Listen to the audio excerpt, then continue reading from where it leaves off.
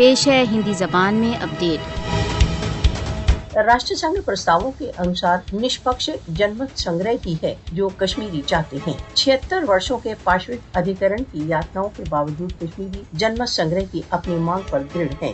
राष्ट्र संघ प्रस्तावों में जनमत संग्रह के द्वारा अपने भविष्य के विषय में निर्णय के कश्मीरियों के अधिकार को स्वीकार किया गया है। राष्ट्र संघ प्रस्तावों के अनुसार जनमत संग्रह ही कश्मीर विवाद का एकमात्र समाधान है। कश्मीरी राष्ट्र संघ द्वारा स्वीकृत जनमत संग्रह के अधिकारों की मांग के लिए भारत के भीषण राज्य आतंकवाद का शिकार है। कश्मीरी जनता भारत द्वारा अवैध रूप से अधिकृत जम्मू कश्मीर में जनमत संग्रह के लिए असीम बलिदान दे रही है। कश्मीरी राष्ट्र संघ के तत्वावधान में जनमत संग्रह तक अपने संघर्ष को चालू रखने के प्रति कृत संकल्प है। मोदी पाशविक चालों का आश्रय लेकर कश्मीरियों की स्वतंत्रता की आकांक्षा को नहीं कुचल सकता। भारत जम्मू कश्मीर में जनमत संग्रह न कराकर दशकों से राष्ट्र संघ प्रस्तावों की अवहेलना कर रहा है।